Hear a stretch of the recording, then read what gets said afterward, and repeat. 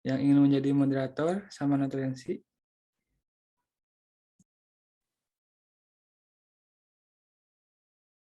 Muhammad Fadil mau jadi Aku aja man ya. Muhammad Fadil. Bisa sambil on cam juga Muhammad Fadil. Bentar.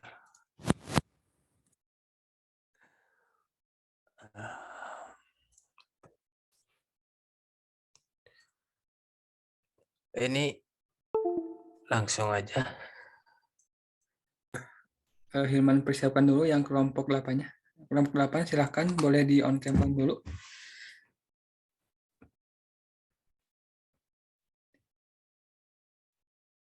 Sama yang mau jadi notulensi dari kelompok 1.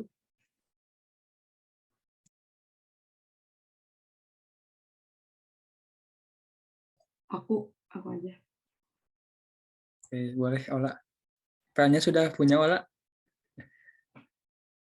Udah ada. Oke.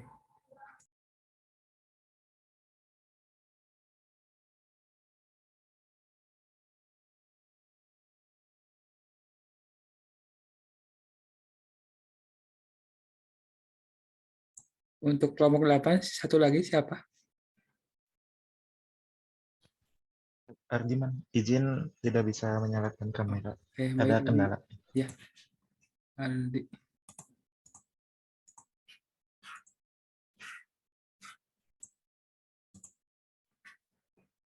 Oke, sudah ada semua ya untuk kelompok 8.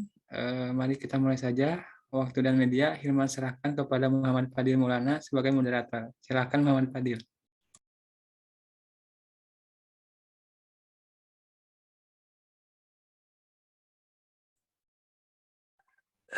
Sebentar. Man, screen tag ini apa? Jaringannya kurang bagus.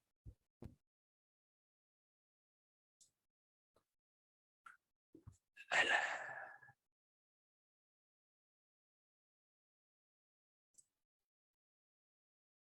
Aduh. Jaringannya kurang bagus. Man. Mau diganti aja tuh, gimana Muhammad Fadil? Iya, kayaknya bisa diganti jaringannya. Boleh sama Naufal Salman. Kelompok 1 ya? Iya.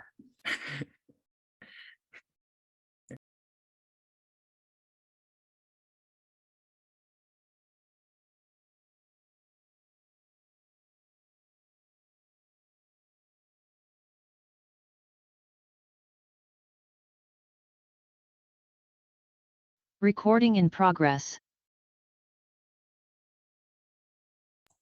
Halo Naufal Salman.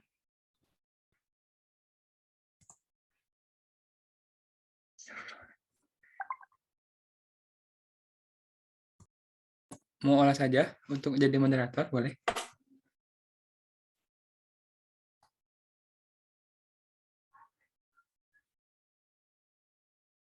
Baik.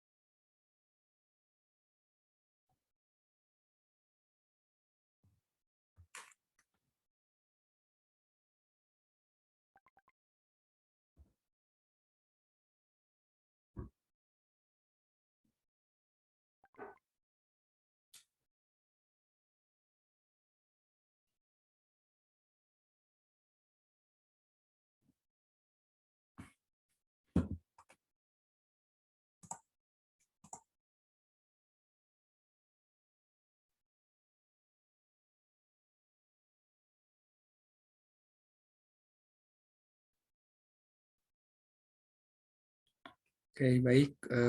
Sudah siap ya, Ola? Udah. Ini yang share screen-nya siapa?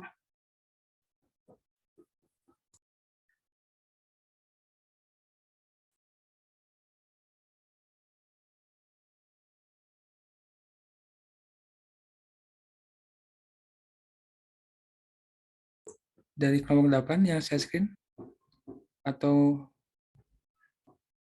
gimana?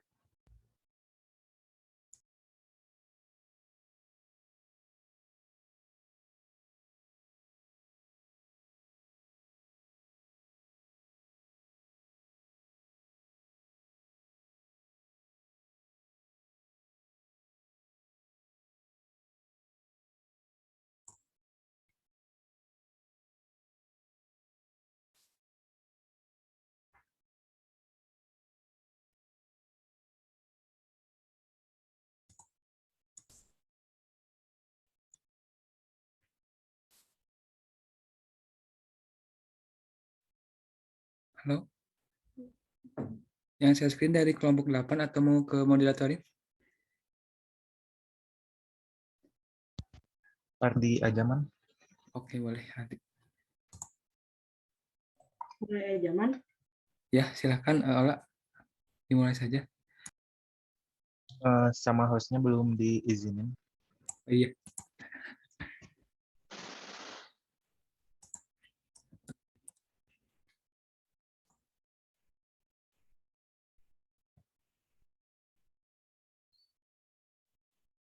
Ya, silakan. Sudah bisa share screen.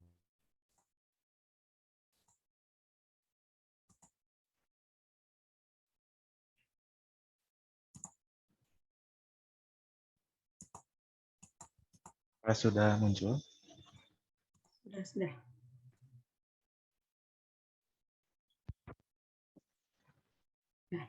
Assalamualaikum warahmatullahi wabarakatuh. Perkenalkan, saya Lola Maria, selaku moderator berjalannya diskusi kali ini. Pada kelompok 8 akan membahas mengenai bab pembinaan keluarga dan anak dalam Islam. Di sini kelompok 8 terdapat, boleh di next.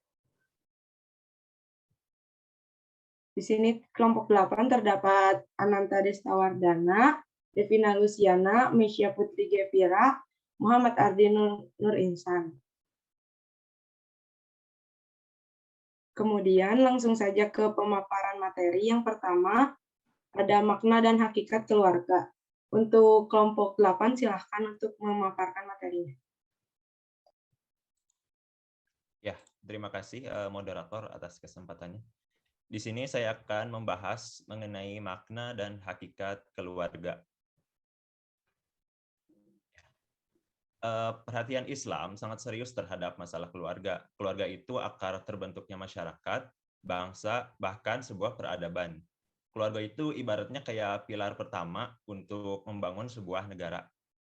Eksistensi keluarga sakinah itu punya pengaruh yang sangat besar terhadap stabilitas umat dan masa depannya.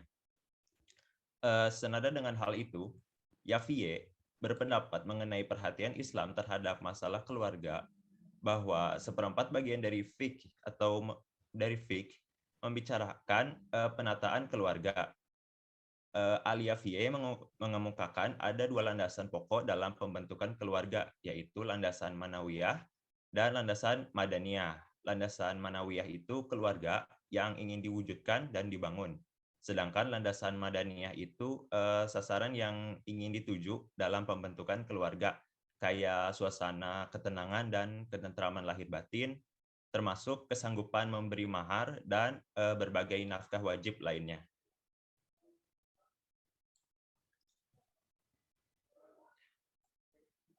Ini ada beberapa pendapat mengenai keluarga. Menurut Aziz, keluarga berasal dari istilah Jawa, yakni kaula yang artinya abdi, dan warga yang artinya anggota. Artinya, keluarga sebagai kumpulan individu yang mempunyai rasa pengabdian tanpa pamrih untuk kepentingan seluruh anggota yang bernaung di dalamnya. Masyarakat yang harmonis itu awalnya dari pembangunan keluarga. Adapun keluarga yang baik itu sejatinya dibangun berdasarkan pernikahan. Menurut Amir Syarifuddin, pernikahan berasal dari kata nakaha yang mempunyai makna indama atau bergabung, jama'a, wata'un atau hubungan kelamin, dan akdun atau perjanjian. Ada juga pengertian dari Departemen Agama, yaitu sebagai akad atau perjanjian yang mengandung maksud boleh membolehkan hubungan kelamin dengan menggunakan lafaz nakaha atau zawaja.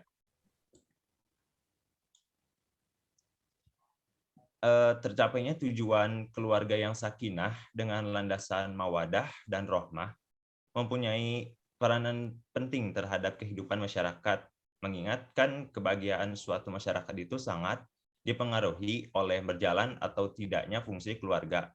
Keluarga yang fungsinya berjalan dengan baik akan menghasilkan sebuah masyarakat yang harmonis, toleran, dan sejahtera. Keluarga dalam pandangan Sutarmadi dan Mesraini dapat berarti batih, yaitu ibu, bapak, anak-anaknya, atau seisi rumah yang menjadi tanggungan. Dapat pula berarti kaum, yaitu sanak saudara dan kaum kerabat. Keluarga yang dimaksud di sini ialah unit terkecil dalam masyarakat yang terdiri atas suami, istri, dan anak-anaknya. Kata keluarga menurut makna sosiologis, menurut Kishik, adalah kesatuan kemasyarakatan sosial berdasarkan hubungan perkawinan atau pertalian darah. Oleh karena itu, ahli kemasyarakatan berpendapat bahwa rumah merupakan tempat pertama mencetak dan membentuk pribadi umat, baik laki-laki maupun wanita. Nah, di beberapa negara di Barat, saat ini tuh terjadi kegoncangan budaya di mana keluarga itu dianggap sebagai musuh utama yang harus dihilangkan atau diperkecil peranannya. Karena menurut pandangan mereka itu, keluarga menjadi penyebab terjadinya ketimpangan sosial dan penindasan kepada pihak perempuan. Itu menurut Muslik Hati. Yang menjadi inisiatornya yaitu kaum feminis yang menginginkan adanya kesetaraan hak dan kewajiban antara suami istri, kayak mengurus rumah tangga dan anak itu tidak hanya menjadi kewajiban perempuan, terus kebebasan berkarir bagi pihak perempuan, seperti itu.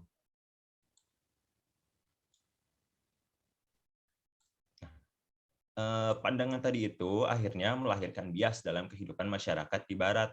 Menurut Diana Dewi, muncul berbagai persoalan baru dalam kehidupan keluarga di Barat, seperti meningkatnya angka perceraian, kekerasan dalam rumah tangga, bunuh diri di kalangan remaja.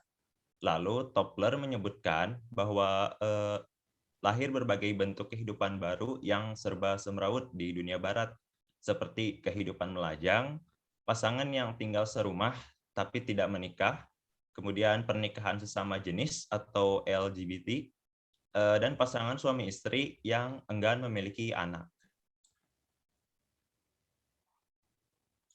Nah, sejatinya Islam itu memandang pernikahan sebagai syariat yang sangat penting dalam struktur ajarannya. Pernikahan itu bukan hanya dianggap sebagai kegiatan yang bersifat formal, tapi juga sebagai sarana ketaatan yang bersifat transenden. Pernikahan itu bisa melahirkan berbagai hubungan antar manusia yang luas dan kompleks, ikatan antara yang satu dengan yang lain. Dari ikatan ini akan lahir pula pernikahan kayak buat saling mencintai, saling mendukung, menuntun, saling menolong, intinya saling mengisi antara yang satu dengan yang lainnya. Pernikahan juga akan melahirkan tanggung jawab sekaligus rasa saling membutuhkan dan berharap di antara kedua belah pihak.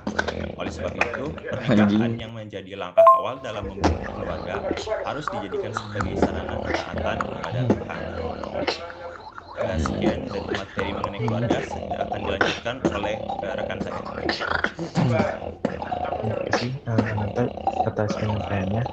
Selanjutnya saya akan menyampaikan materi selanjutnya, yaitu pembinaan keluarga Islami.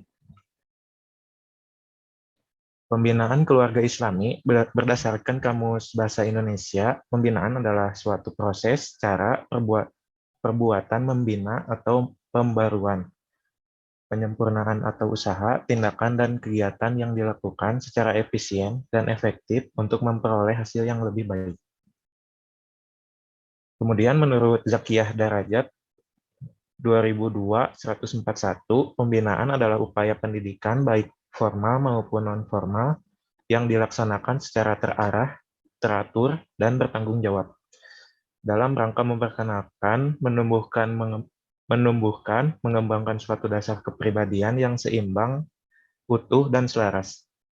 pengetahuan dan keterampilan sesuai dengan bakat, keinginan, meningkatkan dengan mengembangkan ke arah terciptanya martabat, mutu, dan kemampuan manusia optimal, dan kepribadian yang mandiri. Kemudian menurut itu bentar ketutup. Menurut apa ini? Kemudian menurut Horton dan Han, sebagaimana dikutip oleh Siti Norma dan Sudarso 2004, 207, istilah keluarga pada umumnya suatu kelompok yang pertama, suatu kelompok yang memiliki nenek moyang yang sama, yang kedua, suatu kelompok kerabatan yang disatukan oleh darah dan perkawinan, yang ketiga, para ahli membagi ke dalam dua bentuk, keluarga inti dan keluarga luas. Yang keempat, pasangan nikah yang mempunyai anak. Yang kelima, satu orang entah duda atau janda dengan beberapa anak. Kemudian, keluarga dalam pandangan Islam. Keluarga yang baik dalam pandangan Islam adalah keluarga sakinah. Ciri utama keluarga ini adalah cinta, kasih antara suami istri. Kemudian fungsi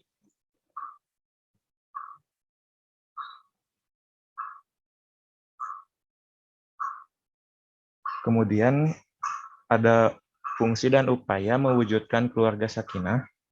Yang pertama ada biologis.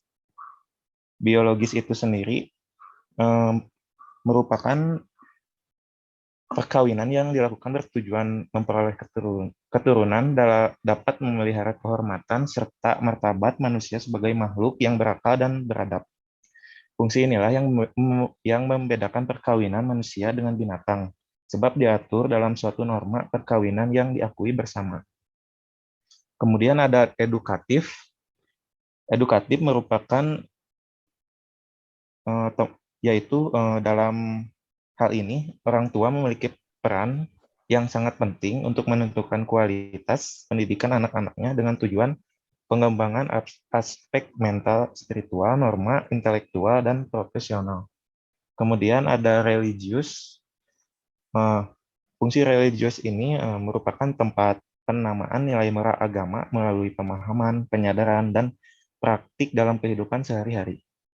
Melalui penamaan akidah ini, pembiasaan ibadah dengan disiplin dan pembentukan kepribadian sebagai seorang yang beriman sangat penting dalam mewarnai terwujudnya masyarakat yang religius. Kemudian yang ada protektif. Protektif ini tempat yang paling aman untuk dijadikan perlindungan dari gangguan yang bersifat internal dan gangguan eksternal. Kemudian ada fungsi sosialisasi. Fungsi sosialisasi ini berkaitan dengan upaya mempersiapkan anak menjadi anggota masyarakat yang baik, mampu memegang norma-norma kehidupan secara universal, baik di dalam keluarga itu sendiri maupun dalam pergaulan masyarakat. Kemudian ada rekreatif. Rekreatif ini merupakan tempat yang dapat memberikan kesejukan dan melepas lelah dari seluruh aktivitas anggota keluarga. Fungsi rekreatif ini dapat mewujudkan suasana keluarga yang menyenangkan, saling menghargai, menghormati, dan menghibur antar anggota keluarga. Kemudian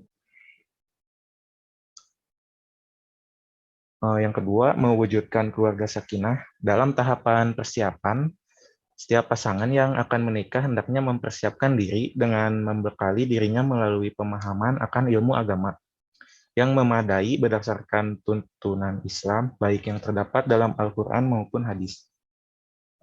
Kemudian Rasulullah pun memberikan tuntunan bagi mereka yang akan menikah untuk pertama kali agar mempersiapkan pasangannya. Hal itu sejalan dengan hadis berikut ini. Wanita itu dinikahi atas dasar 4 perkara, yakni harta, kecantikannya, keturunannya, dan agamanya. Utamakanlah karena agamanya, niscaya kamu akan selamat. Hadis riwayat Bukhari dan Muslim. Kemudian ada kriteria perempuan yang haram dinikahi. Merupakan istrinya tersebut bukanlah mahram atau perempuan haram untuk dinikahi. Kemudian diharamkan karena keturunannya. Contohnya seperti ibu dan seterusnya ke atas. Kemudian yang kedua ada anak perempuan dan seterusnya ke bawah. Yang ketiga saudara perempuan kandung seayah dan seibu. Terus yang keempat bibi dari bapaknya. Yang kelima bibi dari ibu. Yang keenam keponakan perempuan dan saudara laki-laki maupun perempuan. Yang B diharamkan karena susuan. Yang pertama contohnya ibu yang menyusui. Kemudian ada saudara perempuan sesusuan. Yang C diharamkan karena pernikahannya. Yang pertama ada mertua, kemudian anak tiri jika istri ibunya sang anak telah digauli. Yang ketiga istri bapak maupun sudah dicerai. Yang terakhir ada istri anak walaupun sudah dicerai. Kemudian ada selain mahram tadi, ada juga perempuan yang haram dinikahi untuk sementara waktu. Yang pertama ada perempuan yang masih berada dalam ikatan pernikahan. Yang kedua, mantan istri yang telah ditalak bain kubro, kecuali apabila telah dinikahi oleh laki-laki lain dan telah digauli. Yang ketiga ada perempuan yang masih mahram dengan istri atau saudara istri. Yang keempat ada perempuan yang tidak seagama. Kemudian sahnya pernikahan karena beberapa perkara. Yang pertama, adanya pasangan yang akan dinikahkan. Yang kedua ada wali. Wali itu sendiri bisa ayah kandung, kakek dari ayah, saudara laki-laki seayah seibu. Kemudian ada paman dari pihak ayah seayah seibu, paman dari pihak ayah yang seayah. Kemudian ada wali hakim. Yang ketiga ada 2 orang saksi yang adil yang memiliki syarat Islam, balik, berakal, merdeka, laki-laki, dan berlaku adil. Yang keempat tentunya ada ijab kabul, dan yang kelima ada mahar. Kemudian yang ketiga ada ciri-ciri keluarga Islami. Yang pertama ada didirikannya atas dasar takwa dan kebersamaan dalam beribadah. Yang kedua, terjadinya internalisasi nilai Islam secara kafah atau menyeluruh. Yang ketiga ada terdapat qudwah atau keteladanan. Yang keempat ada tercukupnya kebutuhan materi secara wajar. Yang kelima ada menghindari hal-hal yang tidak Islami. Yang keenam ada berperan dalam pembinaan masyarakat. Kemudian ciri-ciri keluarga sakinah dapat dilihat dari ketiga aspek. Yang pertama ada aspek lahiriah. Secara lahiriah, keluarga sakinah mempunyai ciri-ciri tercukupinya kebutuhan hidup ekonomi sehari-hari. Yang kedua, kebutuhan biologis antar suami istri.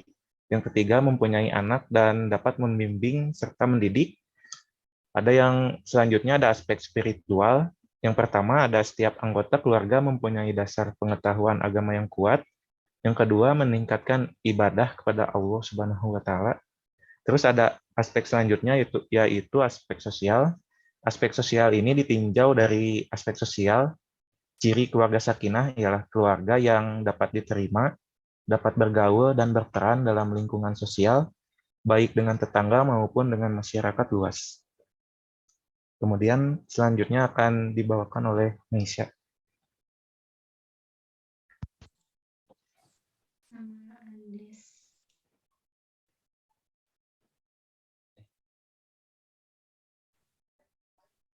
Ya.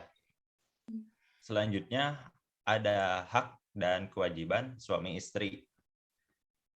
Prinsip dasar pernikahan dalam Islam itu kan membentuk keluarga yang harmonis, yang sakinah, dengan landasan utamanya adalah perasaan kasih dan sayang, ya, mawadah dan rohmah. Buat capai tujuan itu tuh bisa dilakukan dengan cara memenuhi setiap hak dan kewajiban masing-masing anggota keluarganya. Nah, ini penting supaya setiap anggota keluarga itu sadar akan keberadaan dan hubungannya dengan anggota yang lain. Yang pertama ada kewajiban suami kepada istri. Suami atau lelaki dalam Al-Quran disebut sebagai pelindung bagi istri atau perempuan dengan sebutan Al-Qawwam. Ada 2 alasan yang mendasarinya, yakni perkara yang sifatnya natural dan sosial. Pada perkara yang natural, itu lelaki mempunyai fisik yang cenderung lebih kuat daripada perempuan. Sedangkan pada perkara yang sifatnya sosial adalah segala sesuatu yang dapat diusahakan, semisal harta dan lainnya. Secara umum, seorang suami punya dua kewajiban terhadap istrinya. Pertama adalah yang berhubungan dengan harta dan benda atau materi, seperti pemberian mahar sebagaimana telah ditetapkan dalam Al-Quran, dan pemberian nafkah. Dalam pemberian nafkah harian, Al-Quran telah menuntun untuk memberikan nafkah sesuai dengan kadar kemampuan yang telah disepakati, serta diberikan dengan cara yang baik. Yang kedua adalah perkara-perkara yang berhubungan dengan non-benda atau non-materi, yaitu menggaulinya dengan baik, seperti yang disebutkan dalam Quran Surat An-Nisa ayat 19, memberikan perlindungan, ketenangan, pengayoman, dan juga bimbingan terhadap istrinya. Selanjutnya, kewajiban istri kepada suami. Kewajiban seorang istri kepada suaminya diatur dalam Islam itu tidak dalam bentuk materi. Kewajiban ini lebih bersifat non-materi. Hal ini sebagaimana terlihat dalam Al-Quran Surat An-Nisa ayat 34. Seperti misalnya taat pada suami, melayani, dan mematuhi perintah suami. Nah, tapi kepatuhan seorang istri kepada suami itu tentu mempunyai batasan yang jelas, yaitu dalam rangka taat kepada Allah Subhanahu wa Ta'ala. Apabila perintah suami itu bernilai maksiat dan dalam rangka membantah perintah Allah, maka seorang istri diperbolehkan untuk menolak perintah tersebut. Sekian materi yang saya sampaikan, akan dilanjutkan oleh rekan saya. Selanjutnya ada pembinaan anak dalam Islam. Tadi juga kan udah sedikit dijelasin sama Ardi tentang mewujudkan keluarga yang sakinah, mawaddah warahmah. Nah, katanya itu kalau untuk mewujudkan keluarga yang sakinah, mawaddah warahmah itu butuh proses yang panjang sama pengorbanan yang besar. Selain itu juga meliputi beberapa hal, diantaranya ada persiapan, pelaksanaan, sama pembinaan. Nah, pembinaan ini salah satunya ada pembinaan anak, di mana pembinaan tersebut merupakan hal yang sangat penting karena baik buruknya seorang anak itu tergantung dari gimana sih cara orang tuanya atau keluarganya dalam mendidiknya gitu. Terus untuk mendidik seorang anak itu kita dimulai dari bagaimana sih cara kita dalam memilih pasangan. Nah, kalau misalnya kita memilih pasangan yang kurang baik, khususnya di dalam pembinaan anak atau dalam cara mendidik anak, maka bisa aja anak kita juga nanti jadi kurang baik juga. Terus dan sebaliknya gitu. Jadi dalam pemilihan pasangan ini ikut andil atau cukup penting juga dalam pembinaan anak. Terus di dalam Islam ada beberapa metode juga yang bisa digunakan atau dipakai dalam mendidik atau membina anak. Yang pertama ada metode pranatal. Metode pranatal ini digunakan ketika anaknya itu masih berada di dalam kandungan atau belum lahir. Yang pertama ada metode kasih sayang.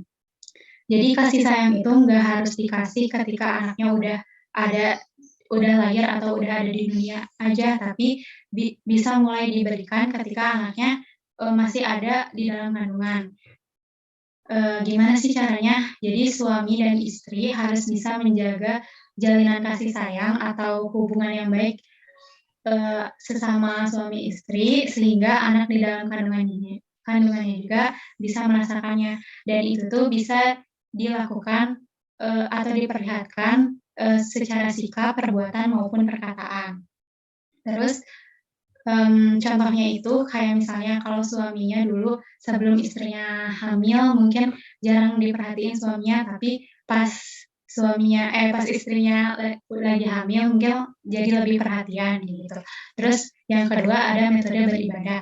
Nah, kalau metode beribadah ini seorang ibu hamil ini dianjurkan untuk lebih meningkatkan keimanan dan ketakwaannya dalam beribadah dengan cara meningkatkan kualitas ibadahnya dari mulai yang wajib sampai yang sunnah.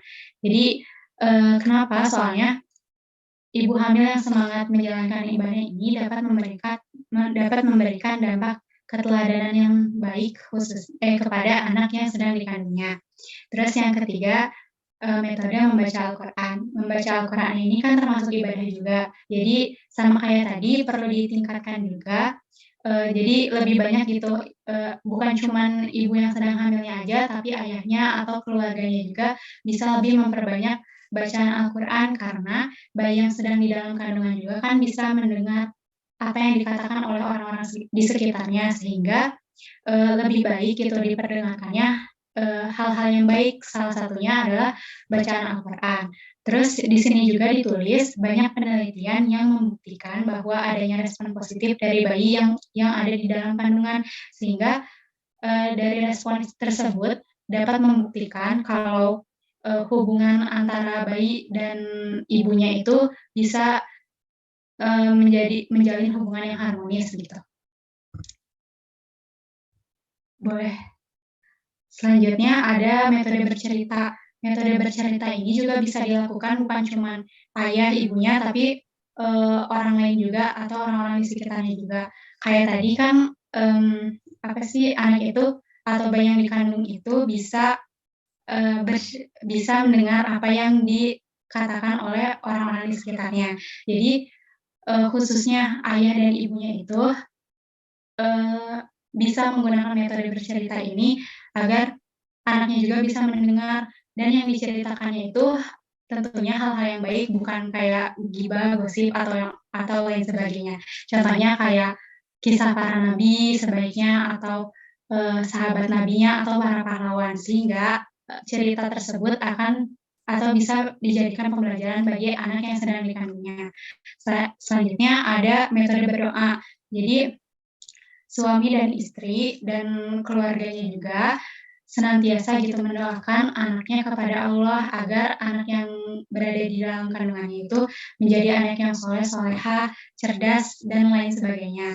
Selanjutnya ada metode bernasyid.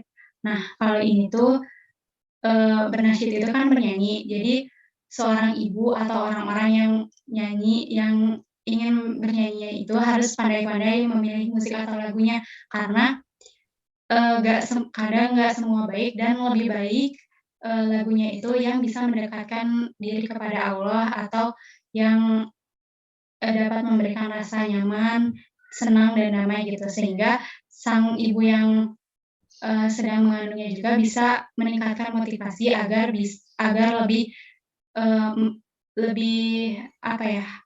mau gitu menjaga anak yang sedang dikandungnya. Terus yang terakhir ada metode kebiasaan.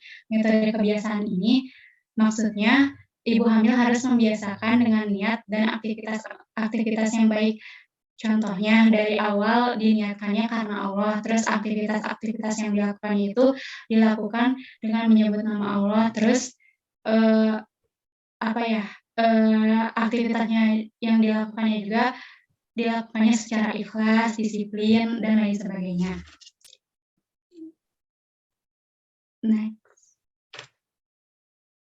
Nah, tadi kan pas anaknya masih di dalam kandungan. Kalau ini setelah anaknya lahir, ada beberapa metode juga yang bisa dipilih.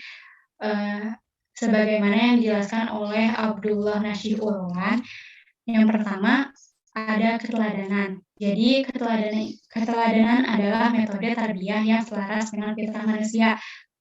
Maksudnya, jadi setiap manusia itu diperbolehkan untuk mendambakan atau mengidolakan seseorang untuk dijadikan panutan atau teladan dalam hidup dan kehidupannya.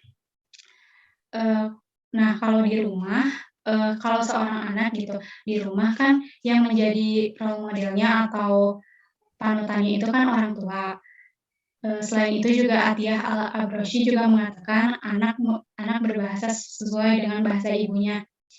Jadi kalau misalnya orang tuanya berbuat sesuatu yang baik atau berkata yang baik, maka anaknya juga akan mengikutinya, akan berbuat yang baik sama berkata yang baik juga. Jadi untuk orang tua itu harus berhati-hati dalam berbuat dan berkata karena apa yang dilakukan oleh orang tua itu akan dicontoh juga oleh anaknya. Terus ada juga pembiasaan. metode pembiasaan adalah metode yang paling memungkinkan dilakukan di lingkungan keluarga dibandingkan di lingkungan sekolah sama di lingkungan masyarakat. Karena kan lebih banyak di rumah juga, apalagi akhir-akhir ini di masa pandemi. Terus Said Sabik mengatakan, ilmu diperoleh dengan belajar, sedangkan sifat sopan santun dan akhlak utama diperoleh dari latihan berlaku sopan serta pembiasaan-pembiasaan. Nah, pembiasaan atau kebiasaan ini dapat terjadi apabila aktivitas itu diterapkan atau dilakukan secara berulang-ulang. Jadi sehingga menjadi rutinitas, terus jadi permanen gitu, jadi tertanam di dalam diri anaknya. Terutama untuk ketaatan dalam beragama. Jadi kalau misalnya nggak dibiasakan, maka belum tentu anak itu bisa taat dalam beragama. Contohnya aja dalam melakukan ibadah sholat, kalau misalnya sholat itu nggak dijadiin kebiasaan, maka akan susah gitu. Dan jatuhnya bakal jadi terpaksa, walaupun yang terbiasa juga awalnya kan terpaksa. Cuman kan karena sudah sering, akhirnya bukan jadi beban lagi gitu. Terus yang selanjutnya ada nasihat. Menurut Nashi Ulwan, dalam menyajikan nasihat dan pengajaran, Al-Quran mempunyai 3 ciri utama, yaitu sebagai berikut. Pertama, seruan yang menyenangkan seraya diikuti dengan kelembutan atau upaya penolakan. Kedua, metode cerita disertai perumpamaan yang mengandung nasihat dan pelajaran. Ketiga, metode wasiat dan nasihat. Nah, dari ketiga ciri utama ini juga bisa diterapkan dalam pembinaan atau mendidik anak. Contohnya kalau kita mau memberikan nasihat itu bisa yang pertama kayak dari perantara lagu atau perantara cerita, atau bisa secara langsung dengan tegas maupun dengan lembut gitu. Terus yang terakhir ada metode hukuman. Cara yang dilakukan orang tua pada anak antara lain yang pertama, lemah lembut dan kasih sayang adalah masa pembenahan anak. Yang kedua, menjaga tabiat anak yang salah dalam menggunakan hukuman. Yang ketiga, dilakukan secara bertahap dari yang teringat hingga yang paling keras.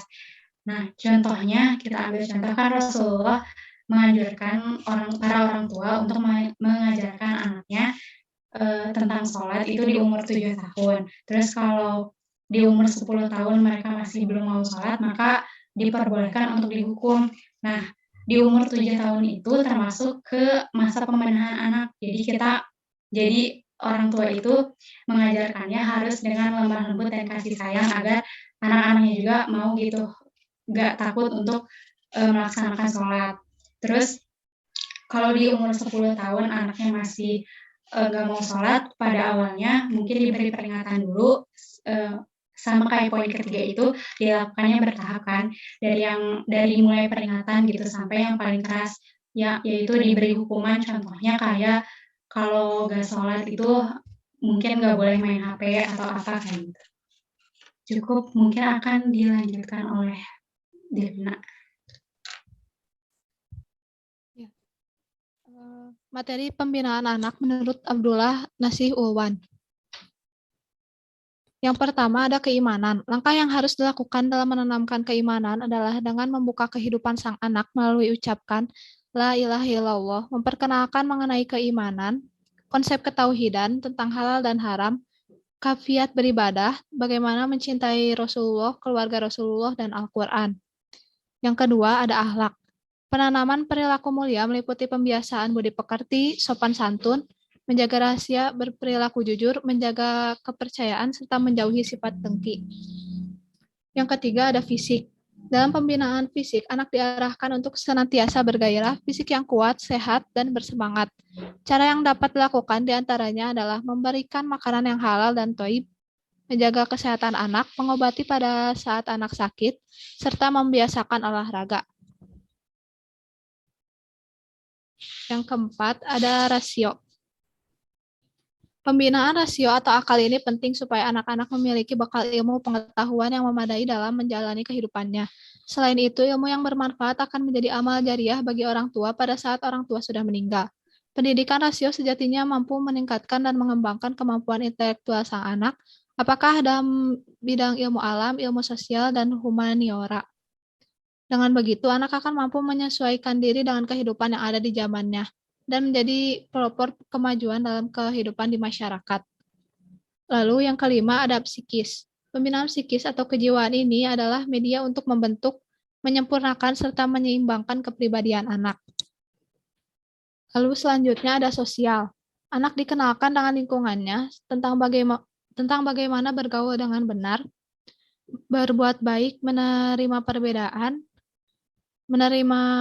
memenuhi hak dan kewajiban kehidupan masyarakat. Dan yang terakhir ada seksual. Tujuan utama pembinaan seksual adalah agar anak mampu mengendalikan dorongan dirinya serta mengenal perkara-perkara yang halal dan haram dalam hubungan dengan lawan jenis. Lalu next. Kewajiban orang tua terhadap anak. Secara umum, kewajiban orang tua adalah menjaga diri dan anggota keluarganya dari sentuhan api neraka.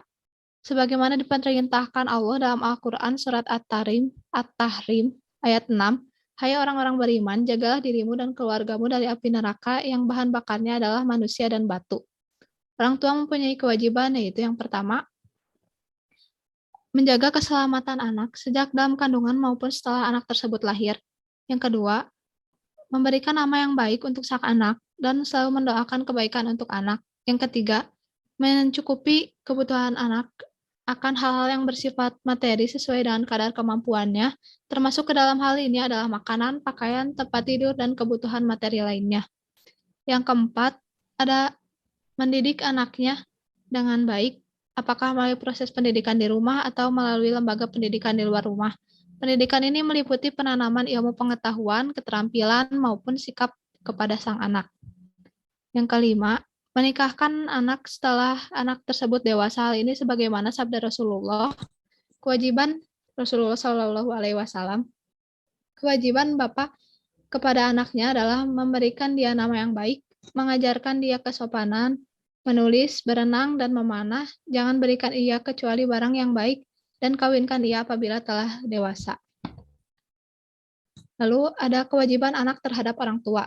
Allah memperingatkan kewajiban ini kepada sang anak sebagaimana tercantum dalam Al-Quran surat Luqman ayat 14.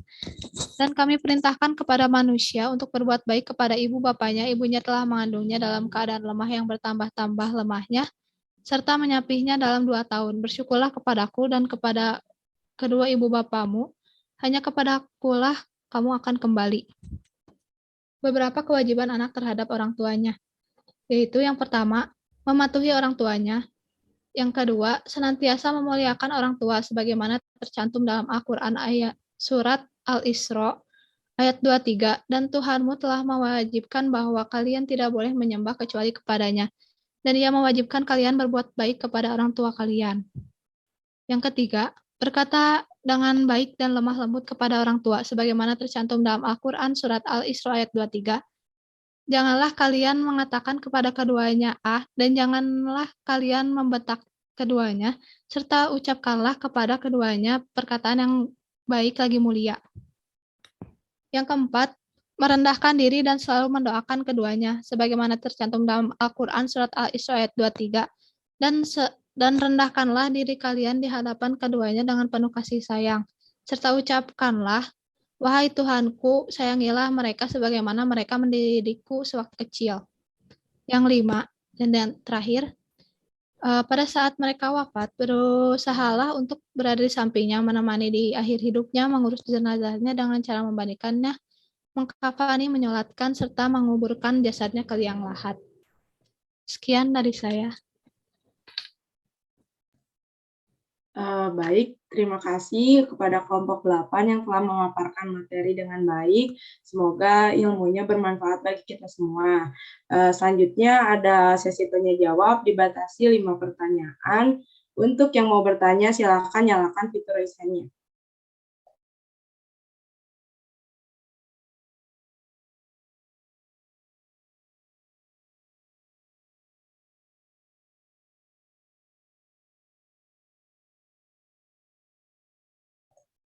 Baik, untuk penanya pertama, silakan Noval Salman. Terima kasih atas kesempatannya. Izin bertanya, Disebutkan bahwa ilmu yang bermanfaat akan menjadi amal jariah bagi orang tua pada saat orang tua sudah meninggal. Ilmu yang bagaimanakah yang bisa dikategorikan dalam ilmu yang bermanfaat? Sekian pertanyaan dari saya. Terima kasih. Baik, terima kasih untuk pertanyaannya kepada Noval Salman. Selanjutnya ada penanya kedua yaitu Aurel. Silahkan untuk mengajukan pertanyaannya. Baik, terima kasih. Perkenalkan nama saya Aurel Indonesia Putri dengan NIM 211511010. Izin bertanya untuk kesuksesan orang tua dalam membina anak itu. Gimana sih sebenarnya patokannya orang tua itu udah sukses dalam membina anak atau mendidik anak? Seperti aja. Terima kasih. Baik, untuk penanya ketiga silahkan Ariana Rahmawati. Ya, perkenalkan nama saya Ariana Rahmawati dengan NIM 211511008. Saya mau bertanya, mengapa keluarga dianggap sebagai akar atau titik pertama terbentuknya seseorang? Terima kasih. Mungkin ada penanya terakhir yaitu Ari Maulana Hardan. Silakan untuk mengajukan pertanyaannya. Baik, terima kasih. Sebelumnya perkenalkan nama saya Ari Maulana. Saya ingin bertanya gitu, dalam fungsi dan upaya mewujudkan keluarga yang sakinah, tepatnya di bagian protektif, ada gangguan internal maupun eksternal.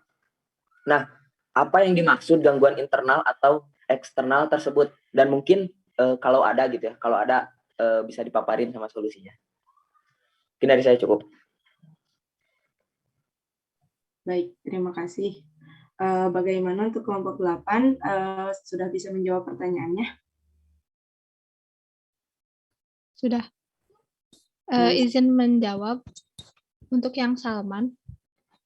Pertanyaannya disebutkan bahwa ilmu yang bermanfaat akan menjadi amal jariah bagi orang tua pada saat orang tua sudah meninggal. Ilmu yang bagaimanakah yang bisa dikategorikan dalam ilmu yang bermanfaat?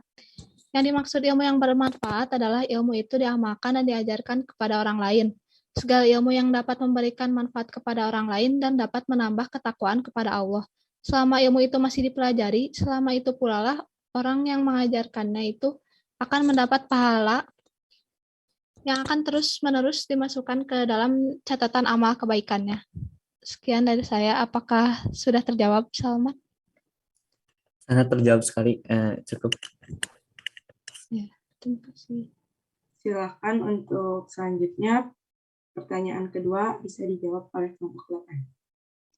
Izin menjawab pertanyaannya Aurel mengenai bagaimana orang tua bisa dikatakan sukses dalam mendidik atau membina anak. Jadi sebenarnya tingkat kesuksesan orang tua dalam mendidik anak itu tergantung dari orang tuanya masing-masing ya. Ada yang mungkin anaknya udah sarjana itu katanya orang tuanya sukses, cuman di dalam artikel juga ada yang menyatakan ada beberapa ciri di mana orang tua itu bisa dikatakan sukses dalam mendidik anak. Yang pertama, orang tua tersebut dapat dijadikan contoh yang baik bagi anaknya, dan yang kedua, orang tua itu mampu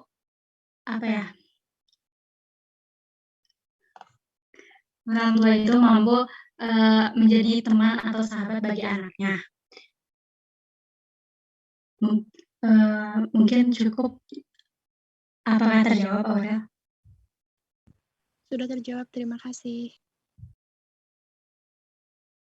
Baik, untuk pertanyaan yang ketiga, silakan untuk dijawab kepada kelompok 8. Ya, selanjutnya Yana, mengapa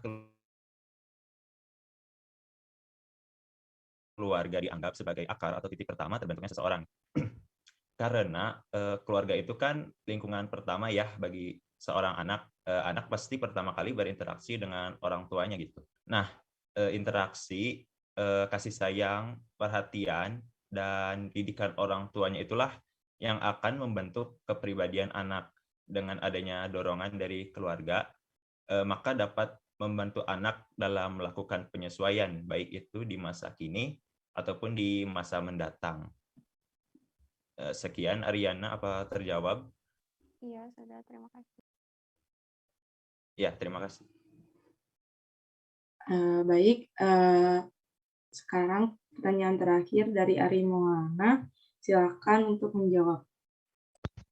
Untuk pertanyaan terakhir dari Ari, sebelumnya izin mengucapkan pertanyaannya, yaitu di dalam fungsi dan upaya mewujudkan keluarga sakinah, tepatnya di bagian protektif, ada gangguan internal ataupun eksternal.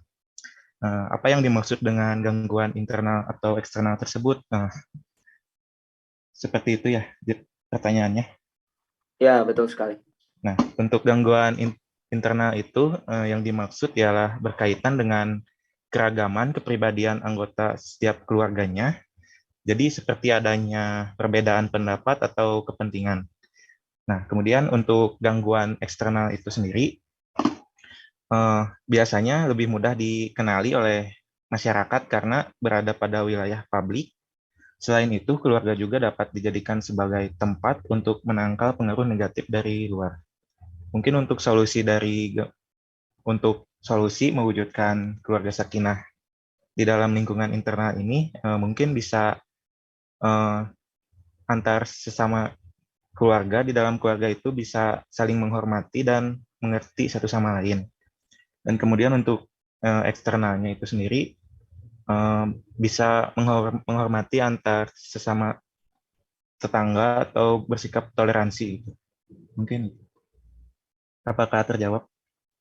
Sangat terjawab, luar biasa. Mantap. Baik, terima kasih. Baik, untuk sesi tanya jawab telah selesai. Mungkin diskusi hari ini saya akhiri dengan mengucapkan hamdalah bersama-sama. Alhamdulillahirrahmanirrahim. Kemudian selanjutnya akan dikembalikan kepada asisten dosen kita, yaitu Hilman Pramana. Baik, alhamdulillahirrahmanirrahim. Untuk presentasi kelompok 8 sudah selesai. Terima kasih untuk kelompok 8 yang telah memaparkan materinya, terkhusus materi yang sangat penting dan sangat menarik untuk kita semua tentang keluarga. Lalu untuk moderator dan notulensi dari kelompok 1, yaitu Saudari Lola dan Saudara Salman, terima kasih banyak juga. Dan untuk para penanya yang sudah aktif bertanya, terima kasih atas pertanyaannya. Alhamdulillahirrahmanirrahim. Kelompok 8 juga sekaligus menutup rangkaian presentasi mata kuliah PAI ini dari kelas D31A ini dari kelompok 1 sampai kelompok 8. Alhamdulillah semuanya berjalan dengan lancar. Semoga materi yang disampaikan oleh seluruh kelompok bisa menjadi pembelajaran bagi kita semua dan yang terpenting dapat diterapkan di kehidupan sehari-hari oleh kita semua. Akhirul kalam, maaf bila ada kata-kata dan kesalahan selama menuntun acara presentasi ini. Hilman kembalikan kepada Pak Wawai sebagai dosen pengampu mata kuliah PAI. Terima kasih. Wassalamualaikum warahmatullahi wabarakatuh.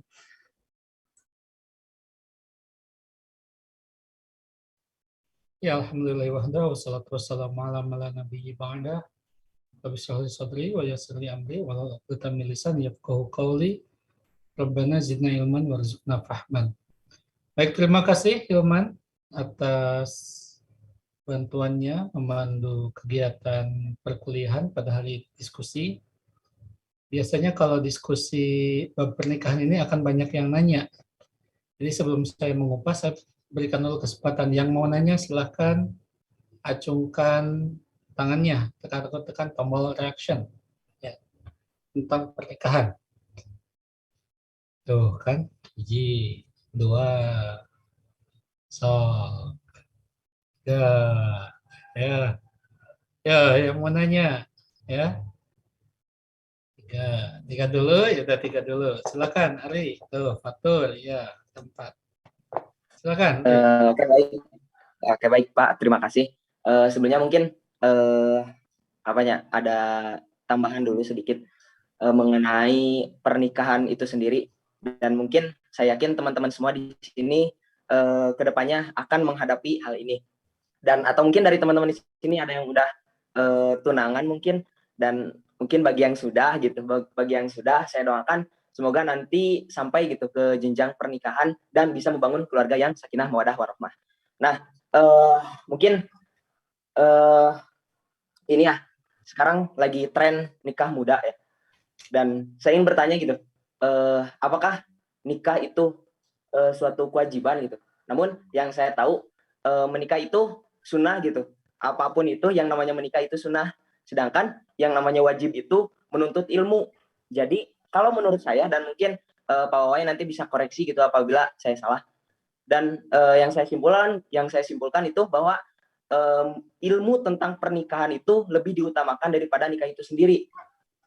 Jadi mungkin di sini nih bagi teman-teman yang sudah siap gitu, baik dari ilmu, fisik, mental, spiritual, serta finansialnya, dianjurkan untuk segera menikah karena memang itu bisa menjaga diri dari hawa nafsu serta bisa menjaga kemaluan atau mungkin bisa menjaga juga diri kita dari fitnah. Dan apabila mungkin kita menikah karena hanya sekedar mengikuti tren, ya mungkin itu kedepannya bisa tidak terjalin keharmonisan dalam berkeluarga. Mungkin itu Pak sedikit tambahan saja. Nah, yang saya ingin bertanya itu karena kebetulan tadinya mau bertanya ketika sesi presentasi, akan tetapi saya rasa pertanyaan ini lebih tepat gitu lebih tepat dikasihkan kepada mereka yang sudah menikah, salah satunya Bapak. Nah, yang saya ingin bertanya adalah kan tadi di PPT ada pembahasan mengenai tugas suami kepada istri gitu. Salah satunya yaitu memberi nafkah. Dan mungkin untuk memberi nafkah ini saya persempit jadi ke finansial, ke masalah finansial. Nah, yang namanya nafkah kan orang tua kan memberi nafkah gitu pada anaknya. Suami memberi nafkah ke istri. Akan tapi ada gini, ketika suami misalkan mendapatkan gaji, terus si uang tersebut dikasih gitu ke istri. Ketika istri mau jajan misalkan, perlu izin terlebih dahulu ke suami, apakah diizinkan atau tidak. Berarti ya secara tidak langsung istri itu menjadi menunggu keputusan dari suami gitu, apakah diizinkan atau tidak. Nah, kalau misalkan tidak diizinkan, berarti tugas suami memberi nafkah itu tidak ada dong. Karena istilahnya gini, seorang istri itu menjadi bendahara tapi tidak punya apa-apa gitu. Itu bagaimana Pak? Apakah masih bisa disebut memberi rezeki? Tapi saya persempit rezeki itu kepada bidang finansial seperti tadi. Kayak gitu Pak. Baik. Ya, terima kasih Ari ya. Jadi kewajiban menuntut ilmu itu beriringan dengan kewajiban mengamalkannya. Ya. Jadi wajibun ala syai'in, wajibun ala wasailihi. Wajibnya suatu perkara maka berimplikasi pada wajibnya pengiringnya. Wajibnya menikah itu artinya wajib menuntut ilmunya. Gitu. Artinya apapun ilmu yang kita pelajari itu mempunyai konsekuensi untuk diamalkan. Ilmu itu tidak hanya sebatas pengetahuan, tetapi harus terimplementasi menjadi amal. Ya. Sama. Kalau dikatakan bahwa nikah itu sunnah, maksud sunnah di sini itu bahwa nikah itu adalah syariat yang telah ditentukan oleh Allah dan dicontohkan oleh Rasulullah. Itu makna sunnah. Yang dikatakan dalam satu hadis, an-nikahu sunnati, nikah itu adalah sunnah. Ya, sunnahku itu adalah tuntunan yang telah aku berikan kepada kalian. Wa man raghiba an sunnati, barang siapa yang membenci sunnahku, tidak mau menikah, apapun alasannya, terutama karena kebencian, falaisa minni, maka dia bukan golonganku. Termasuk dalam hadis yang lain, ya dikatakan, menikahlah dan perbanyaklah keturunan kalian. Karena di akhirat kelak, aku akan berbangga dengan banyaknya umatku. Maka ini bagian dari sunnah hamiyah. Ya, cita-cita Rasulullah yang harus kita wujudkan. Gitu ya. Gitu. Jadi sunnah di sini bukan bermakna kalau dilakukan dapat pahala, tidak dilakukan tidak apa-apa, bukan seperti itu ya, pemahamannya. Ada beberapa dosen yang sampai sekarang belum menikah ya karena alasan-alasan psikologis ya, dia trauma dengan ayahnya. Makanya Anda yang perempuan ini harus hati-hati ketika memilih pasangan. Ya. Hati-hati ketika memilih pasangan. Memilihnya jangan hanya apakah Anda sayang atau tidak. Begitupun laki-laki, bukan hanya perempuan ya, laki-laki juga. Apakah Anda sayang sama dia atau dia sayang sama Anda atau tidak. Tetapi harus jauh pemikirannya sampai apakah dia akan bisa menjadi seorang ibu atau seorang ayah yang baik bagi anak yang akan kelak Anda lahirkan. Kenapa begitu? Ya karena pendidikan anak itu dimulainya kapan? Pendidikan anak itu. Kapan kira-kira pendidikan anak yang dimulai?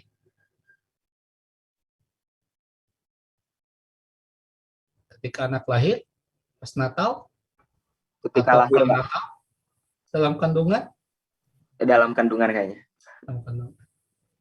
Kalau saya berpandangan, pendidikan anak itu dimulai ketika Anda menentukan siapa yang akan menjadi orang tua dari anak Anda. Jauh sebelum anak itu ada.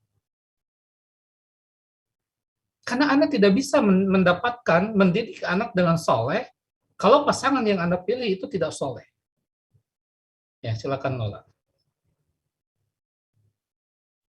Ya kan?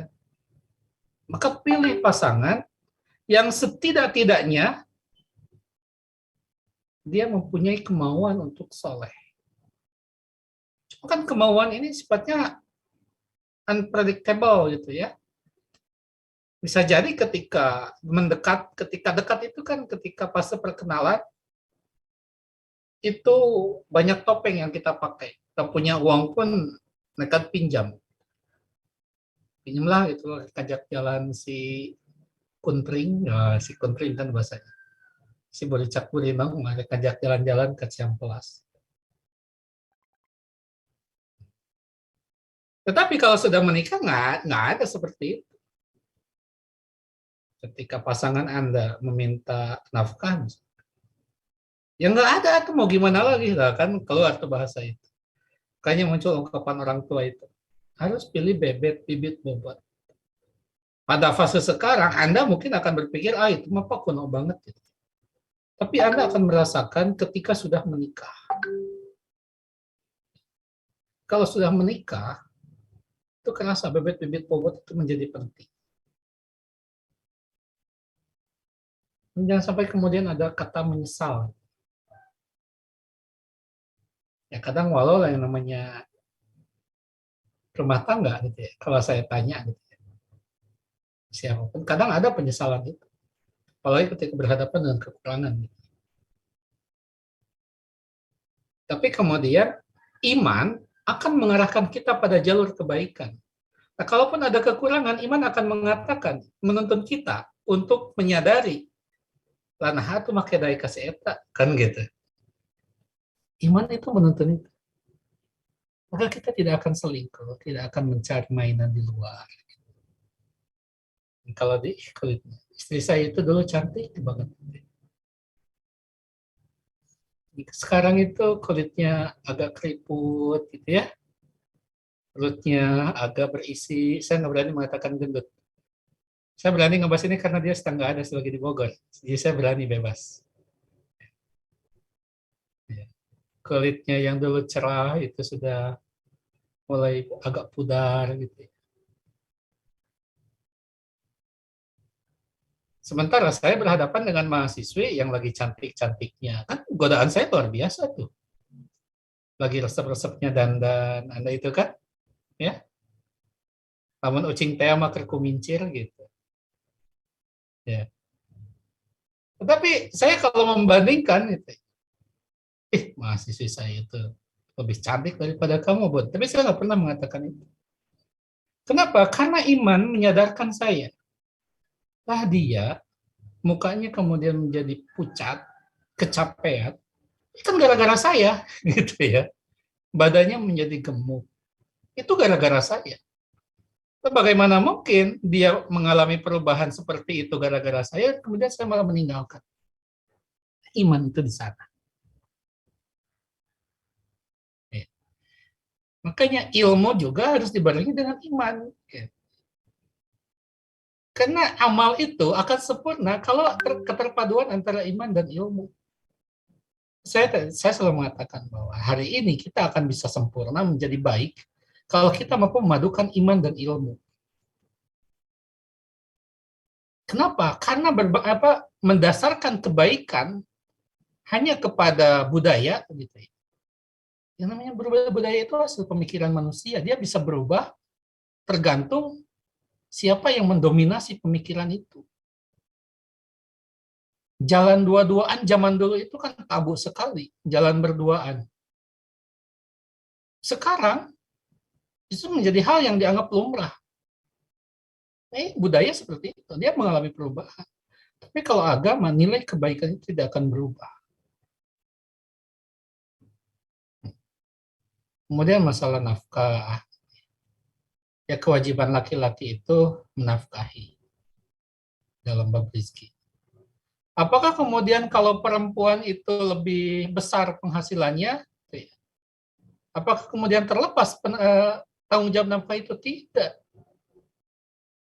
Laki-laki tetap kewajibannya itu terikat. Maka nafkah sekecil apapun itu harus diberikan kepada istri Anda, karena itu adalah kewajiban Anda. Dan sang istri, walaupun penghasilannya lebih besar, yang solehah itu akan selalu menerima kewajiban suami Anda, walaupun ya tuh Pak, udahlah, untuk kebutuhan papa aja itu mah nggak boleh seperti itu. Saya kemarin itu agak kesel ya. Jadi saya punya kawan, dia seorang PNS, dosen, pendidikannya S3, pakai cadar. Dia ngobrol sama saya, ngobrol, banyak diskusi, banyak lakukan penelitian. Gitu. Dan kemudian sedikit curhat, lah, tanda kutip, suaminya baru di PHK dari tempat kerja, ya dampak pandemi ya, PHK, dan nganggur gitu ya. Kemudian saya tetap kagum suaminya itu, dia tidak diam, dia kemudian menjadi driver Gojek. Saya katakan bagus lah, tetap bagus, nggak apa-apa, nggak hina jadi driver Gojek. Saya juga punya akun driver Gokar, bukan Gokar, Grabcar gitu ya, ya. Itu dulu menjadi pengemudi Grabcar. Jadi ceritanya pulang dari kampus, kalau mau pulang ke rumah sambil nyari-nyari lah buat bensin gitu ya. Tapi hanya sekali dan sekali-kalinya, ya hanya berjalan berapa kali lah. Gara-gara ketika saya buka aplikasi, yang naik itu ternyata mahasiswa saya. Jadi dosenku adalah sopir online-ku. Kalau ada judul FTP seperti itu. Pas buka pintu itu pada teriak, "Lah Bapak," katanya gitu. Gancang, saya bilang, gancang naik, saya bilang gitu. Ya, sepanjang jalan ketawa aja gitu ya. Gitu. Jadi gitu. Ya. Nah, keluar kemudian ungkapan, ya abang, kata suaminya itu, abang minimal untuk makan abang. Saya katakan jangan seperti itu. Walaupun hanya 10.000, berikan itu kepada istrimu. Dan biar istrimu yang mengolah menjadi makanan untukmu. Jadi, sekecil apapun rezeki yang kita miliki pihak laki-laki, berikan kepada istri. Dan sebesar apapun nafkah yang diberikan, bagaimanapun ya, terima itu oleh istri itu sebagai bagian dari kesolehan Anda. Jadi harus bersyukur itu suami, walaupun dia memberikan nafkahnya kecil gitu ya, dan Anda nafkahnya besar. Harus bersyukur. Kenapa? Karena suami Anda itu bertanggung jawab. Walaupun dia mempunyai keterbatasan, masih tetap memenuhi tanggung jawabnya. Nabi Muhammad itu kan istrinya itu pengusaha.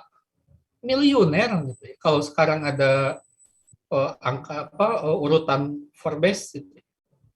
Siti Khadijah itu pengusaha kelas kakap itu.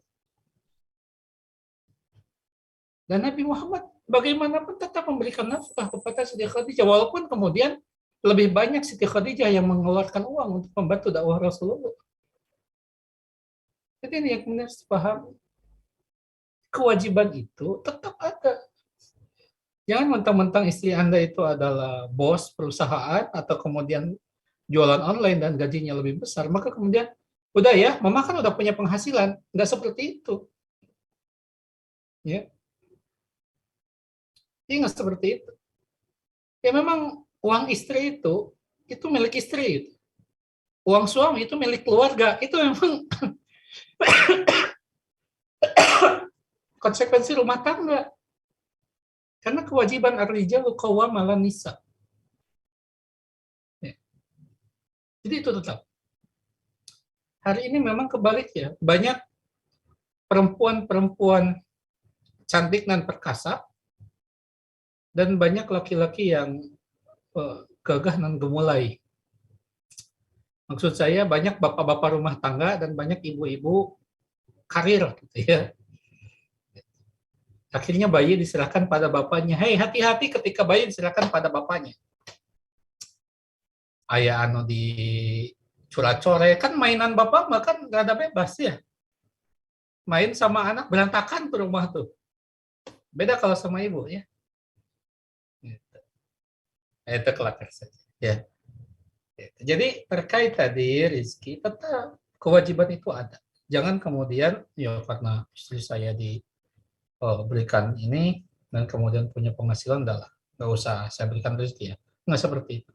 Kewajiban itu tetap ada. Cuma tinggal komunikasi, bagaimana mengkomunikasikan itu. Harus dibangun tuh komunikasi. Harus dibangun komunikasi. Oke, Rofi, silakan.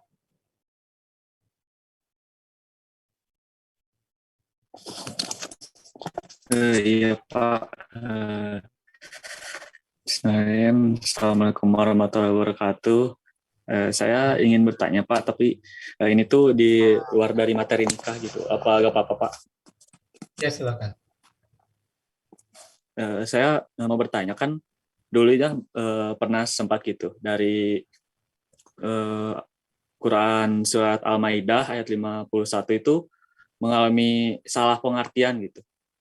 Ada salah pengertian, bisa dibilang kayak gitu, sempat viral juga waktu dulu. Nah itu tuh kan harusnya itu ada yang artinya itu di sini tuh wahai orang-orang yang beriman, janganlah kamu menjadikan orang Yahudi dan Nasrani sebagai teman setiamu, tapi ada juga yang menjadikan sebagai pemimpinmu. Nah itu tuh gimana ya Pak?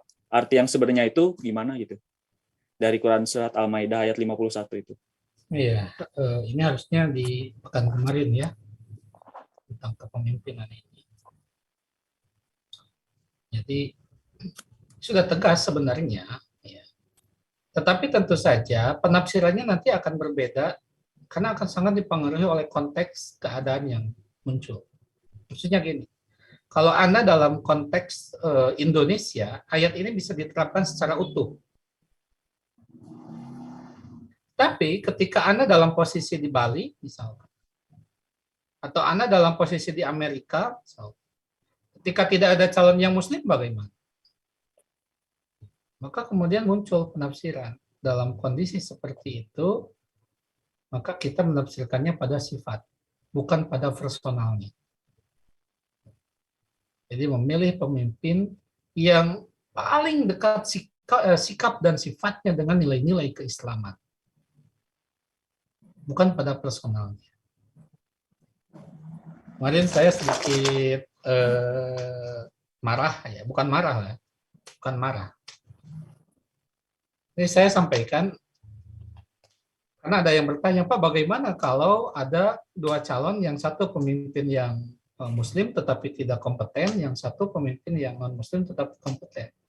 Saya katakan pertanyaan seperti ini harus sudah ditinggalkan. Apakah betul setiap yang Muslim itu tidak kompeten? Gitu? Ini jangan-jangan kita termakan dengan isu-isu untuk mendiskreditkan Islam. Karena selalu muncul pertanyaan itu, bagaimana kalau ada pemimpin Muslim tetapi tidak kompeten, ada pemimpin yang non-Muslim tetapi kompeten. Seolah-olah pemimpin yang Muslim itu semuanya tidak kompeten. Kan nggak mungkin seperti itu.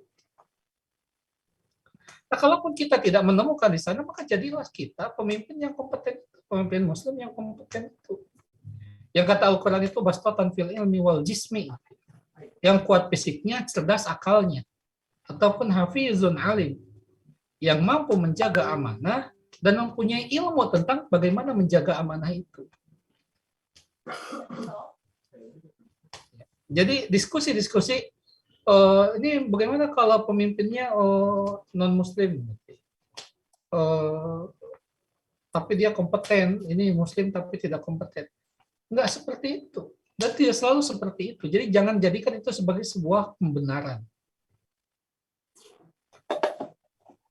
Nah, tadi saya katakan, kita akan sangat kembali kepada konteks. Memang saya mempunyai corak pemahaman yang mungkin sangat kontekstual. Ya. Sebagian mengatakan saya liberal. Gitu ya. Ya, bebas sih mau menilai bagaimanapun. Ya. Seorang kan, tiap orang punya sudut pandang yang beda-beda. Tetapi saya katakan, bagaimana kalau Anda lulus dari Polban, bekerja pada perusahaan asing, gitu. Dan pemimpin Anda, pimpinan grup Anda itu seorang non-Muslim, ini bagaimana? Ya sejalankan saja, jangan kemudian gara-gara itu kemudian Anda keluar dari pekerjaan. Gitu. Karena tadi penafsiran itu akan selalu kembali kepada konteks. Al-hukmu yadullu ma'ilatihi wujudan kana wa adaman kana. Hukum itu sangat tergantung kepada sebabnya. Apakah ada sebab atau tidak yang mendasari sehingga keluar hukum itu. Ya, seperti itu ya, Profi. Kalau saya lebih memandang di sana. Tetapi dalam konteks keindonesiaan, ketika memang yang mayoritas Muslim, apa iya tidak ada pemimpin Muslim yang kompeten gitu ya? Kalaupun tidak ada, ya kenapa tidak kita yang maju menjadi pemimpin itu? Karena tanggung jawab kita ada di sana. Nah, kalau tidak bisa, kan gitu. Man ra'a minkum munkaran falyughayyir bi yadihi fa illam tastati fa bilisani fa illam tastati fa fi qalbi. Jika kau melihat sebuah kemungkaran, maka rubah dengan tangan kalian. Jika tidak bisa, ya dengan lisan kalian, nasihat itu. Jika tidak bisa, ya dengan hati kalian. Bagaimana dengan hati itu? Doakan. Maka doakan tuh pemimpin-pemimpin kita itu. Cing soleh. Ya. Supaya membawa rahmat bagi siapa yang dipimpinnya. Ya. Oke, Ananta. Ya, izin bertanya, Pak. Ya. Menikahkan anak itu, apakah masih menjadi tanggung jawab orang tua? Atau sudah menjadi tanggung jawab si anak itu tersebut, Pak, dalam hal biayanya maksudnya, Pak. Terus, apakah ketika sudah menikah itu lepas tanggung jawab orang tua terhadap anaknya? Seperti itu, terima kasih, Pak. Baik, yang pertama, ini pembiayaan ya. Memang biasanya adat dipengaruhi juga oleh adat dan kondisi. Jadi kalau orang tuanya mampu, dia akan menyelenggarakan. Kalau orang tuanya tidak mampu dan anaknya mampu, kenapa tidak anaknya membiayai pernikahannya itu? Saya membiayai pernikahan saya sendiri, ya, segala macam itu dari saya. Kenapa ya? Karena saya merasa mampu. Tetapi bahwa apakah orang tua wajib? Ya dia punya tetap. Karena kewajiban menikahkan itu pada orang tua. Cuma kalau tadi karena ditanyakan pada biaya, ya biaya itu sharing ya, artinya mas atau sesuai dengan kadar kemampuannya. Karena kalau saya katakan itu adalah kewajiban orang tua, kemudian sang anak tidak ngerti, pokoknya mah hayang nikah di gedung, di hotel, kudu aya jupa-jupa, mie kocok, es krim segala macam, kudu aya sirloin, tenderloin gitu ya, kan menjadi nggak baik juga. Ya. Maka antum a'lamu bi umuri dunyakum, kata Nabi itu. Kalian lebih tahu urusan keduniaan kalian. Kenapa? Karena kewajiban dalam agama menikah itu yang penting kan hanya 5 itu.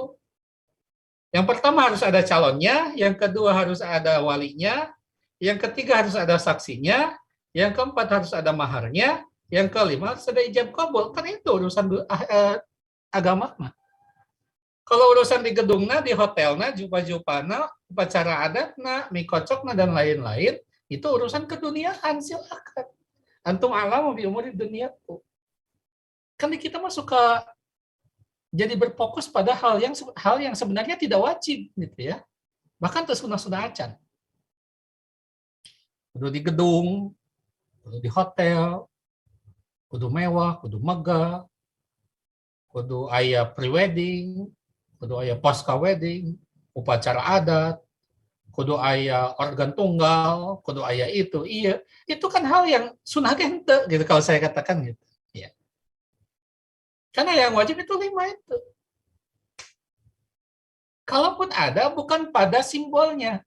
Ya tadi hajatan, gedung, hotel, apapun itu, embel-embel itu adalah untuk menyebarkan. Tetapi yang esensinya itu adalah tersebarnya berita. Makanya saya marah itu, kakak tingkat Anda ya dari Polban, dia nikah itu nggak ngomong-ngomong. Saya marahi. Dan alasannya apa? Data hajat. Dah kewajiban malah mengundang, saya katakan. Saya mah tidak mengundang. Saya minta dikabari. Itu harus disosialisasikan. Kenapa? Sunnahnya seperti itu, saya katakan. Urusan pengundang mah terjadi masalah. Tapi Pak kemarin, Pak, saya mau nikah, mohon doanya, misalkan seperti itu. Ya, dia kebetulan dulu pengurus BKM, dekat sama saya. Masa saya dapat kabar bahagia ini bukan dari orangnya? Oh ya Pak, minta maaf. Jadi esensinya itu adalah mengabarkan, walaupun tidak ada hajat dan tidak mengundang, terjadi masalah. Minimal mengabarkan, Pak, saya nikah. Ya, alhamdulillah gitu. Akhirnya aya nu daekeun gitu kan ya. Nah, kalau Anda tanya pada istri saya, kok mau nikah sama Pak Wawai? Pasti jawabannya kasihan. Ya. Karena kalau bukan saya, nggak ada yang mau tuh sama Pak Wawai. Gitu ya. Akhirnya ada yang mau sama saya. Oke. Ari, gimana, Ri? Ini Pak, kan ini sedang marak-maraknya gitu berita tentang yang ponpes gitu, yang kasus itu, pasti paham. Nah, mungkin sekarang Bapak bisa ini penjelasan gitu mengenai nikah mut'ah, karena yang saya lihat gitu, nikah mut'ah dengan nikah biasa itu apa bedanya? Kalau misalkan nikah mut'ah itu kan di sini saya baca nikah dalam jangka waktu tertentu, terus apa bedanya gitu sama maaf ya, open kayak gitulah. BO. Nah iya Pak. Udah Pak. Oke. Ya. Yang pertama memang nikah mut'ah ini dulu pernah dijalankan. Ya, dulu pernah dijalankan. Prajurit-prajurit yang meninggalkan istri-istrinya di Mekah ataupun di Madinah, kemudian melaksanakan nikah mut'ah. Karena itu bagian dari adat masyarakat pada saat itu. Tetapi ketika perang Uhud, ada ikrar dan sumpah Nabi yang mengatakan mulai hari ini Allah dan Rasulnya telah mengharamkan mut'ah. Ya, makanya kemudian ditanya kepada istri Rasul itu, berapa lama kalian sanggup jauh dari suami kalian? 3 bulan. Ya, maka setelah itu ya ada kebijakan dari Rasulullah, setiap 3 bulan sekali prajurit yang pergi ke medan perang ini mesti dirotasi. 3 bulan pulang, 3 bulan pulang. Nggak boleh lebih dari 3 bulan. Karena maksimal 3 bulan. Karena lebih cepat dari itu.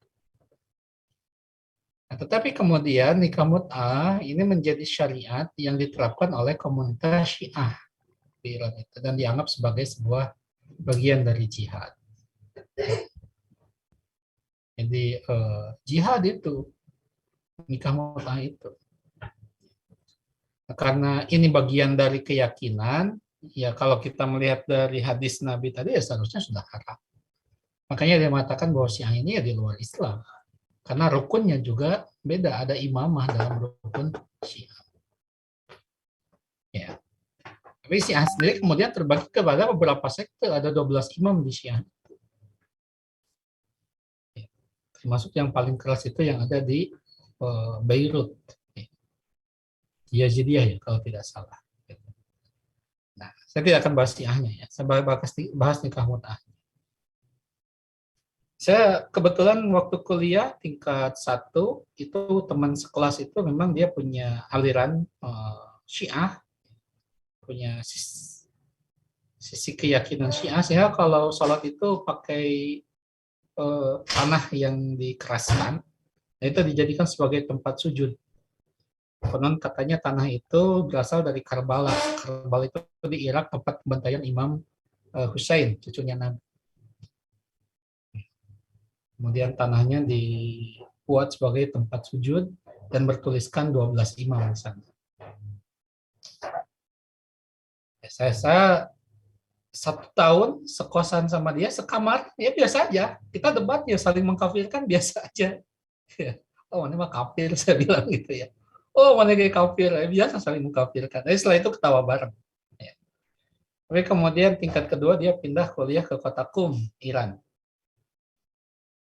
Beberapa tahun yang lalu, ketika awal-awal ada Facebook gitu ya, itu kita jumpa lagi di Facebook, dia sudah pulang dari kota Qum, mendirikan pesantren di Citayam, di Depok. Ya.